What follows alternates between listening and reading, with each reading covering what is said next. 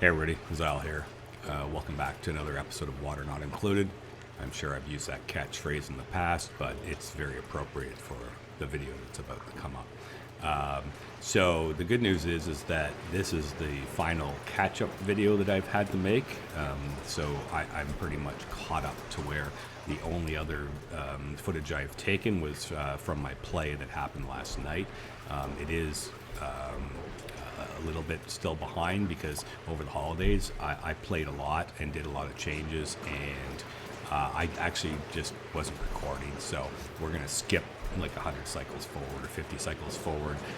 Most of what happened was just me troubleshooting a whole bunch of stuff related to this base, building a bunch of infrastructure, going home and waiting for Sledgeberry to be made so I could come back, which, you know, I might have had 30 cycles, doing more mining, things like that. The primary issue that I have had to deal with, as we're going to discover in the video, is that my realization that I was not generating enough water through the system, and that I was going to need a solution for water.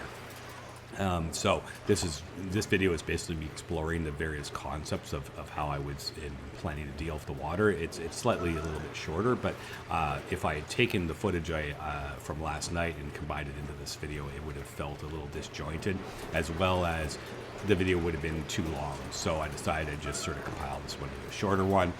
We're up to speed now. The next video that comes out is going to be from within the most recent of my play. So that means we're up to date, and I'm going to try and keep up to date where I'm not falling behind again and having to edit a bunch of videos that already happened while I'm playing in advance of what you guys are seeing.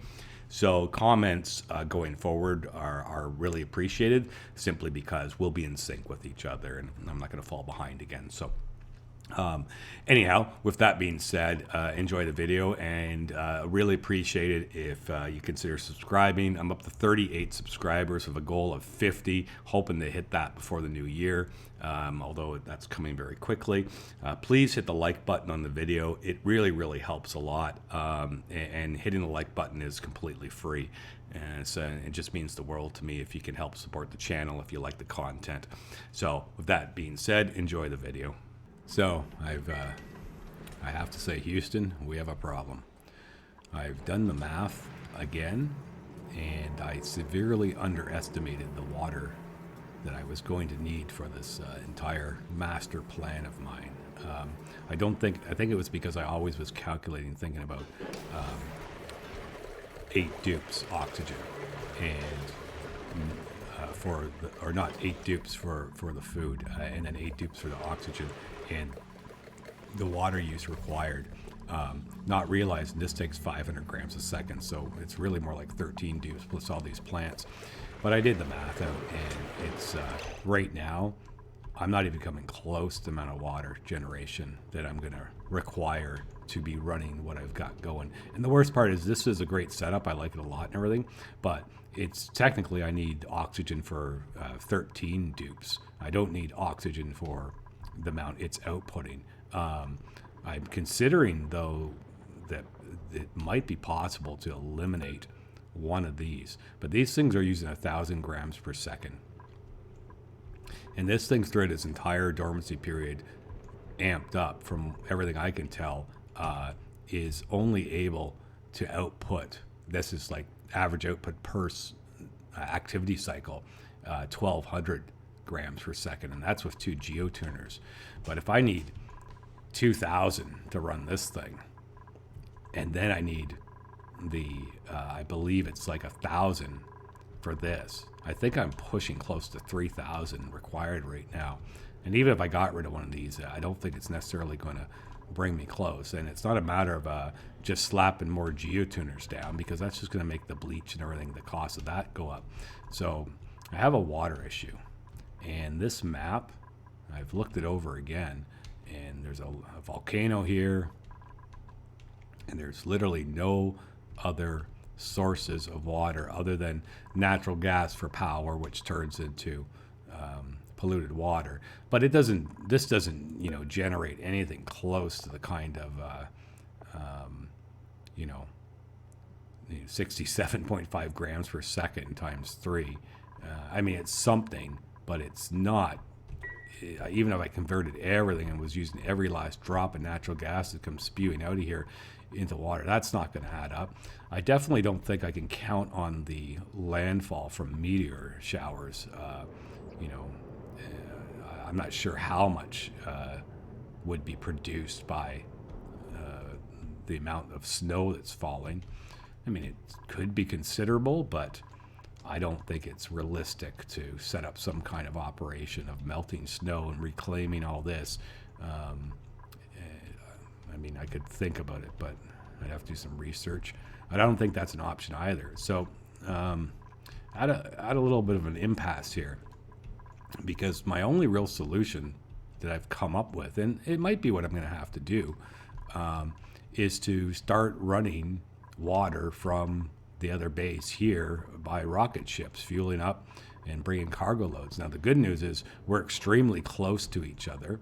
And the other thing, too, is, though, that I'm starting to think about, that I might be able to develop a system where we have a lot of extra water here, which that's very clear. Like, this never even comes close to bleeding out. This is overrun. So we are so water positive on this asteroid. Never mind that if I really wanted to get more water on the one that I can teleport stuff through on reverse silos, I believe there's a cool steam vent on this map somewhere. Let me just we'll do this old trick and look for the heat signature. Yeah, I think it's right here. No, that's polluted oxygen. That's no good. I really thought there was I thought I had another vent on here somewhere. Well, perhaps I do, perhaps I don't. I don't see it.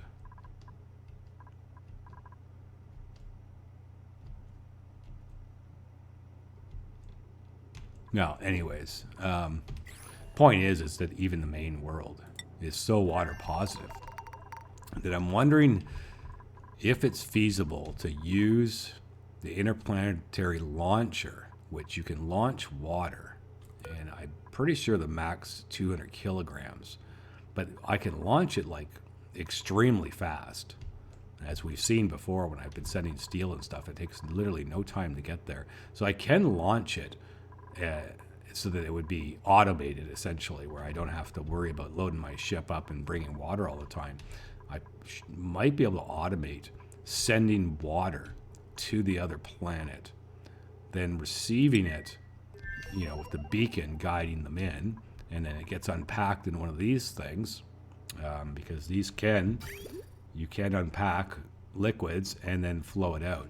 So that's what I'm thinking is probably the easiest and most automated solution to do, is literally to start shipping water in that method. And of course, using a full shipping, like no dupes handling it, having the things get swept up and then put into it, and it turns into water and it runs down and drops into this basin as a solution to it.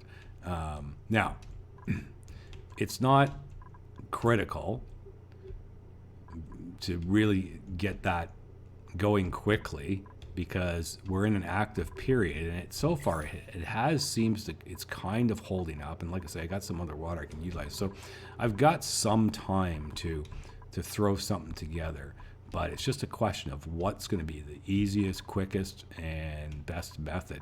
So whether it's I start running some water payloads just to keep things up and going, which will be very easy to quickly set up to do, because I can use my mining very soon. Like I'm hoping I'm going to focus on getting this. I do focus on it. I try and send them all the time, but I'm trying to really get this achievement done. So then going and mining, see, I'm 3/4 of the way there. Going and mining is no longer like occupying those rockets. And because the two planets are so close together, it might be realistic to just shuttle loads of water, because the large liquid container can hold 27 tons, I believe. Yeah, 27 tons. That's a substantial amount to move and move so quickly. And it's readily available. All I need to do is I'd probably use the cold one just to make the whole system easier on the other end. Is this never even gets dented anymore. It's both of them are overflowing, as well as I could tap into this. But I think I could just start, mining off this. Now, obviously, this entire amount would fill one load, but that'd be 27 tons worth that I would be sending. So not quite sure what I'm going to do, but I'm going to think about it. I've had a long day today working on various things. Definitely got this where we can say it's operational and it's all set up and every problem has been solved more or less, except for I believe that the water is just, I don't have a good solution for supplying the amount of water that it seems that I would need. Well, that didn't take very long, a couple cycles, just to think about it and decide what I wanted to do and wire it in. So we can see coming in now is a new source of water, and it's actually quite nice and cool. And just want to watch my first drops come flowing in, and then I will discuss where I got this from. There we go. Just in time. It's getting pretty bare bones even with this thing running. Okay, so follow this all the way back up the surface, and here we are. So what are we doing? We are receiving water via the beacon, and it lands always within these tiles. The sweeper picks it up and puts it into the opener. The opener opens it and sends the water down the pipe. And we've already moved a nice little amount. And where's it coming from? Well, we just simply went and looked at where does all this water end up, and it goes through that whole system. It gets into here after it's been purified, and then it goes to feed the bathrooms only. It also is used for cooling. So what we do is we wait for it to run through this loop, and when it comes out here, and then we split off, run over here to the payload, and this thing loads up with water. It loads up with rad bolts, and it's actually surprisingly cheap. Each load only costs 30 rad bolts.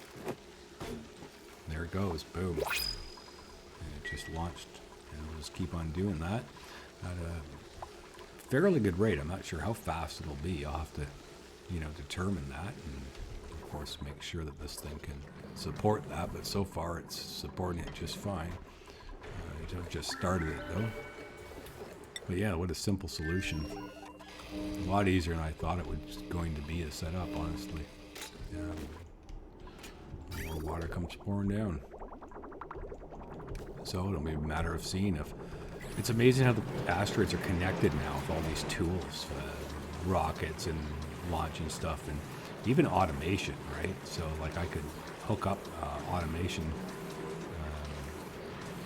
with this these automatic broadcasting receivers. They travel across the stars, so you could have automation here to detect how much water there is, and if it gets too high, to tell this to turn off by having that up on the surface and pointing out. Now the other thing is too is I've been watching the meteor showers. We just had one, and I have to play with it. But what I'm seeing is when the meteor smashes down into what is vacuum area, and I'm sure it's because it has some level of heat, it immediately turns into water. And that's been happening. I just keep mopping it up and stuff. But this is just from the last shower, the amount that melted. If it hits vacuum, like here, if it hits vacuum, it seems to stack up, right? Even though the surface below it is warm. For some reason, it just doesn't do anything in the vacuum like that. But if it hits a tile that's not space exposure, but is vacuum, it seems to turn into water very quickly. So I'm thinking I'm going to try and take advantage of this, the water that falls from the sky, by building some sort of just long catcher here that catches water. as it falls, and just see what happens, right? Instead of let it go all willy. So I'm just gonna get, once I get freed up again, I'm gonna have my guys dig all this out, clear out, probably right down to this platform here, and just dig that out and build a nice little platform, and just let the stuff fall, and we'll see what happens. And maybe it's a supplementary source of water to go along with this. Who knows? But when there's a will, there's a way, and I don't get defeated easily. I am determined to make sure that my buff stays up and running forever. So I've been doing a lot of thinking about the whole water issue, and yes, I do know there are ways to get around this. For example, I could very easily pip plant all of these, right, using the trick with the pips, so that I didn't have to feed them anything and they'd just be free food. Of course, you would need an immense amount more of them. It's doable, of course, right? Because they have a 24 cycle growth when they're wild, as opposed to 6 cycles, okay? So that's 4x as long. So if you consider that, if I were to do that and automate, they fall off the vine, automate everything, and they just eat bristleberry instead of gristleberry, then yes, I can get rid of the cook and the farmer. So I can reduce 2 dupes out of the equation, but it reduce all the water usage. However, 6 dupes would still, on Ravenous, require a majority of what I have set up here. I have 48 for 8 dupes, right? And if 6 dupes, I need 36. However, I would need 36 times 4, which places me well over 100. Okay, so that'd be like 2 full rows, and then some. Yes, it's doable. Pip plant it all, and don't forget, because you pip plant, you're going to have to space them out, so it's going to be even larger. So we'd probably be looking at 3 levels of farms to just naturally grow it and automate it to pick it all up and give it to them. Could do all that, not going to. I'm going to make this work with the 2 guys here. Also, I do need 1 guy here to run over and do the geotuner if I continue to want to get the water. Obviously, if I eliminated that, I wouldn't need these geoturners. So there is another method to do it, but it's not the direction I'm going. So given what we have, we know we have a large amount of water requirement. We know specifically how much this is giving us. It's maybe going to give us about 1/3 of what we need currently, based on the way things are set up. What we are doing is shipping in water like crazy. That's quite easy to achieve. We'll go over here, have a look. Not only do I have my 1 diamond press shut off for now, the other one, I'm pointing them all up to the reflector, and they're firing in, because I'm just trying to see like how much water can I truly shove in there before I start to strain the system, because I have so much water over here. So far, this thing has not, and it's in its dormant period, so we've gone down that much in its dormancy period, and it's not activating for 50 more cycles. So we'll see how much of this we end up using up, sending it over. But yeah, we are firing water constantly. It's filling up and then shooting it off. So it's just constantly firing over to the other planet. And then, as you can see, they come running in. And this thing's going pretty much nonstop to pumping water, which is going down and falling in here. So that's one way to get the water I need. And it seems to be working pretty reliably. Like, boom, here comes another one. It's not even done emptying yet. So I think right now I'm firing water as fast as this system can take it, which is exactly what I wanted to do. Secondly, is I'm exploring the whole idea by hollowing all this out about when the meteor storms occur, what will happen. And I believe what will happen is any meteors that hit here are going to instantly turn into water. And this may be just one more source of water that will come in periodically and add to the whole system. And the next thing I've considered, though, is minimizing the usage, because definitely, if you are struggling to a specific resource to power a base, you have to consider what you're using it for. So the problem is that this thing, the way it's designed, has to keep it clean. It has to roll pretty maximum, but we're producing more oxygen we need. We're producing, let's just call this 900, even though it's 888. Let's call it great 888. Good for the upcoming Chinese New Year. They'll all love that 888 number. But let's just say it's 900 for easy math. So that's 1,800 grams per second. So that would be, that's in excess. We have 8 dupes that need 800 total. This needs 500, so we need 1,300. So theoretically, we're producing 500 more than we need. And of course, because we have to keep this thing clean, that extra 500 is just being vented into space. And that's really how my math is working now. So 500. So each of these pair of tubes is sending out basically 1,000 grams per second. That should be what we're kind of hitting. Again, it's less because it's not a true 2,000, right? So that's why we're seeing a bit less. But certainly this one pumps out 1,000, and it is the one that's feeding into the base. Okay, so we may change these lines around, not entirely sure, because this secondary one is probably firing out what more or less the dupes would need. But the way that we're going to do this, that I believe will do this, and we're going to ignore this line for now, just based off this one, we're going to use this gas reservoir and use the automation, set it like a 9010, and run an automation line configured properly down here. And then what we'll do is we'll hook it up to one of the electrolyzers and two of the pumps for one line. And so when this thing hits a 90%, it will shut it down. And now we're producing half as much, but because we shut down two pumps plus one electrolyzer, the other one will just keep going. That's the one from the main base. So what we're going to end up doing then is only using out of that line 500 grams per second to feed into this, instead of doing the full amount and wasting it all, which means we're wasting water. By having that all configured, we'll still supply this thing constantly, and this thing will just activate when it needs to. And because it goes down half, like one of these are turned off and two of these are turned off, this plus one should keep this hollowed out. So in that sense, we are now producing the oxygen that is required, rather than the oxygen that is in excess of what the system wants to produce. We could also probably do that, a similar system for the oxygen going into the base as well, using automation, and maybe shut down one of them at a time and the other ones go. I'm not sure, but I know I can do it with the two mainline ones plus one of these, and just shut it down.